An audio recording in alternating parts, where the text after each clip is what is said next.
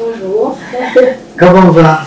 Très bien, merci. Oh. Merci de m'inviter en Corse. Je suis ravie de me trouver ici. Alors, pour nous, c'est un grand plaisir et c'est aussi un honneur. C'est aussi un honneur. C'est aussi une manière de revenir quelques années en arrière sur la vie universitaire à Corté. Oui, je me sens rajeunie. Non, pas besoin. Ça fait oui, 16, 17 ans depuis mes études à Corté, l'année universitaire 2004-2005. Une année seulement. Oui, seulement une année. C'est incroyable parce que tu nous as laissé un grand souvenir. Merci. Tu nous as laissé un grand souvenir et d'ailleurs tu as laissé non seulement un souvenir immatériel mais aussi un recueil de poèmes que tu avais écrits et qui étaient inspirés précisément par mon séjour à Corse, oui. C'était séjour. mon journal poétique. Oui. D'ailleurs, ce n'allait pas di ogni vita.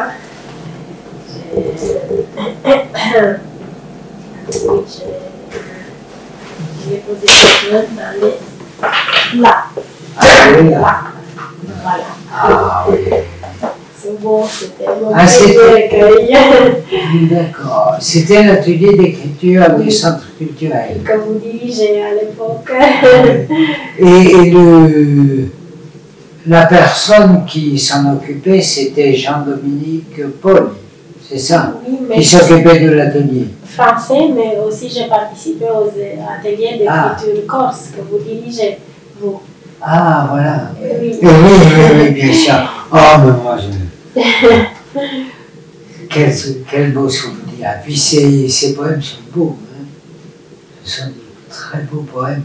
Et alors, certains de ces poèmes ont une forme, on va dire, poétique, de structure générale, et d'autres ressemblent à des proses, non? Oui, il y a des poèmes en prose, Ah, il y a des poèmes. quelques-uns, Oui. pas beaucoup, 2 ou 3. Et quelle différence fais-tu? Est-ce qu'il y a une différence pour toi entre l'un et l'autre, entre la structure? À l'époque, je faisais des poèmes en prose, mais depuis, non, j'en ai plus fait. Je trouve que ce mélange n'est pas tout à fait ce qui me correspond à ce moment. Mais C'est surtout la forme. Et la forme, il faut que ça coule comme une rivière, comme un fleuve.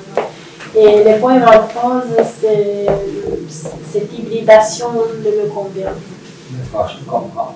Mais tu n'es pas contraire, malgré tout, à l'idée que la prose contienne la poésie. Ah non, pas du tout. Non. Et si je te demandais ce qu'est la poésie pour toi? Oui, pour moi la poésie... Est-ce que ça t'embarrasse, non? Non, pas du tout. C'est un état de grâce. C'est un don du ciel. C'est quelque chose... C'est pas excessif de dire ça? Non. Moi, je l'ai vu comme ça depuis que j'étais toute petite. C'est vraiment... Toute petite, c'était quand? À 11 ans. J'ai 11 ans. commencé à écrire à 11 ans. Et c'est une date mémorable, le 25 décembre 1989. C'était au moment de la Révolution roumaine et le jour de Noël en plus. Et moi, je m'appelle Crasune, ça veut dire en roumain Noël. Crasune.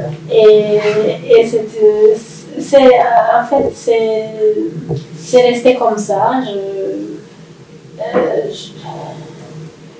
Je suis sur une voie depuis l'âge de 11 ans et en arrivant en Corse, vous m'avez remis sur la voie de la poésie avec ce recueil et avec les ateliers. Après, je suis partie faire une thèse, j'ai écrit mais très peu de la poésie parce qu'il fallait travaillé sérieusement sur Umberto Eco, c'était le sujet de ma thèse. Et j'ai soutenu la thèse en 2016 et encore une fois, c'est quelqu'un d'autre qui m'a remis sur la voie de la poésie, c'était Salas Tétier. Je l'ai rencontré en 2016 au Festival de poésie de Sète. Et là, il m'a donné une vision. Il répétait souvent dans ses conférences cette phrase de Octavio Paz. Il disait, poète, il te faut une philosophie. Et Salas Tétier m'a donné cette vision. Qu'est-ce que c'est la poésie pour moi? Du coup, pour moi, la poésie aujourd'hui, c'est faire briller cette fragilité qui est en nous et qui fait la force en même temps, qui est le soi divin, cette étincelle divine qui est en nous. Sinon, autre sorte de poésie casquée armée, comme il disait Salas Tétier à propos de la poésie de Valéry, qui est un grand poète, mais il y a très peu de choses sensibles et douces. C'est plutôt une forme dure. Voilà, donc pour moi la poésie, quand je traduis, mes choix de poète, je m'oriente, je vois s'il transmet quelque chose de l'âme, du cœur, s'il met quelque chose de soi-même, si l'être est présent dans sa poésie, oui, ça vaut la peine de traduire et de faire un travail sur ce poète-là. Sinon, je n'ai pas de temps à perdre. Oui, donc la pensée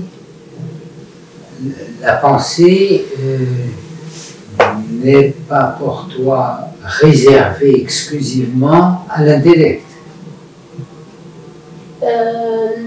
La pensée, bon, dans la leçon pour les philosophes, là on parle plutôt de la poésie. Il n'y a pas de philosophie dans ton approche poétique?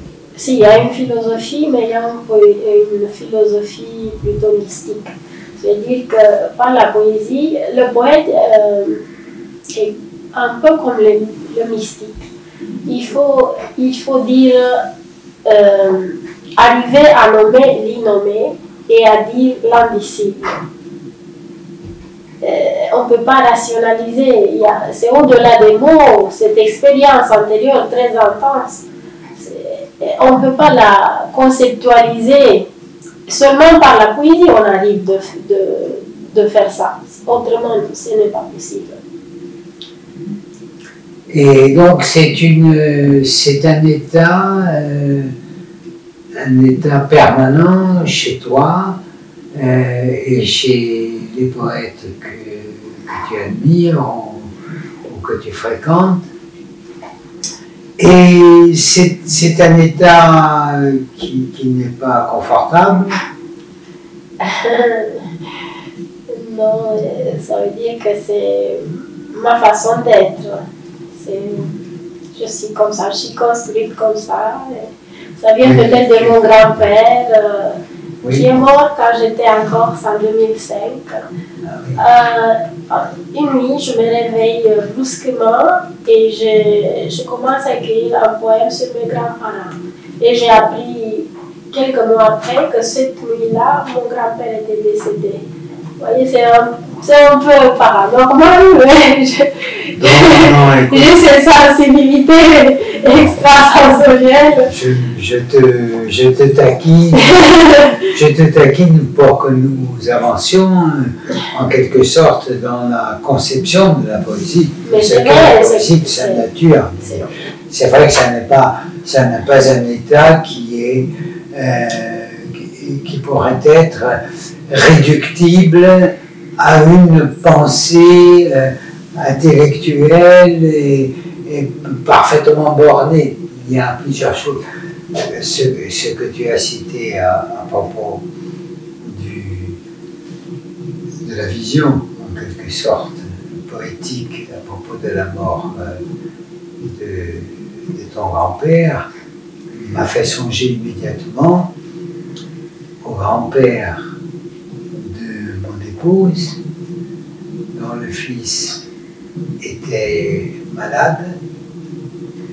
Il habitait un village du Flambourg, dans la montagne, et donc son fils était très malade et il est descendu jusqu'à Ghisonaccia pour chercher un médecin, parce qu'à l'époque, évidemment, il n'y avait pas de déplacement possible aujourd'hui, et il est remonté aussitôt. Il est descendu pour chercher le docteur, mais il est remonté parce qu'il avait vu son fils malade sur la route. Une vision. Oui. Et quand on lui demandait, il disait "La giuiste non destra, la giuiste che culla". Allora ha pensato che era sempre vivo. Voilà, il a imaginé qu'il était encore en vie. Il a eu la vision. Oui. Alors, après, il y a dans l'origine de ces visions, de ces images, il y a toutes sortes de choses. Il y a des anticipations, il y a des projections, il y a des douleurs, il y a des pertes, il y a de la joie aussi. Enfin, c'est extrêmement complexe. Et je crois que ce que tu dis du soi est une réalité, la mise en place, en avant d'une réalité qui donne un mot à quelque chose qui est pluriel. C'est bien.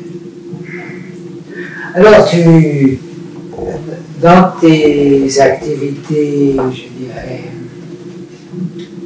dans tes activités intellectuelles, tu fais des traductions poétiques. Oui, j'ai fait. Alors, tu as fait. Là, tu prépares, je crois, quelque chose. Oui, j'ai traduit d'abord Sanastétien. Oui. Moi, j'ai fait une anthologie de thèmes. Ah oui. Voilà, c'est celle-ci. Ah oui. Sanastétien. Dis-nous le titre. C'est l'autre côté brûlé du très pur, cealaltă parte arsă a celui prea pur. En fait, il renvoie au soi. C'est le très pur. Et l'autre côté brûlé, c'est le côté transcendant, qui est brûlé, qui est caché. Oui. On ne le voit pas. Oui. Ah. L'autre côté brûlé du très pur. Après, j'ai traduit. C'est une œuvre importante. Importante par le. Oui, c'est la première traduction en roumain. Ah oui. Il n'a jamais été traduit en roumain. Et pourtant, il est traduit dans 20 langues européennes, même en arabe. On va lire peut-être la traduction de vos poèmes en roumain. Ah oui, c'est un grand plaisir. Oui. C'est pas ma traduction, c'est celle de Marianne, mais je vais vous lire quand même un poème. Je vais lire celui qui a donné le titre du livre, L'Areta Bianca, Popasul Alb. Clipa, Popasul Alb, toată soare, toată gheață, cusută pe zilele mele, e o oglindă, de unde zboară toate poveștile, suflate pe deasupra capului meu. Timpul e o praștie pentru aceste alice de nostalgie. Ah, uitasem!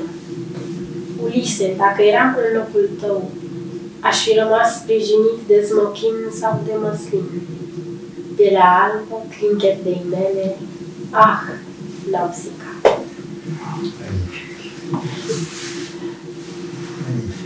Je suis ému. Et donc, tant pis pour toi, hein, il faudra qu'elle traduise d'autres. Si elle n'a pas fait si elle n'a pas publié un recueil, on peut le faire en Roumanie. Très bien, très bien. Travailler toutes les deux. Je vais remanier un peu oui. La traduction qu'elle a fait et qu'on signe toutes les deux la traduction, c'est correct de faire ça. Très bien, très bien, très bien. Parfait. Mais écoute, ça me fait songer à un projet que nous avons. Mais je traduirai d'autres. Oui, oui, voilà, nous avons imaginé avec le vice-président de l'université de Corse, Alain Dibille, qui est poète aussi, nous avons imaginé une publication, la publication d'une anthologie. Tu es toujours partie prenante de cette opération? Oui, bien. Je suis d'accord et ça me fait vraiment.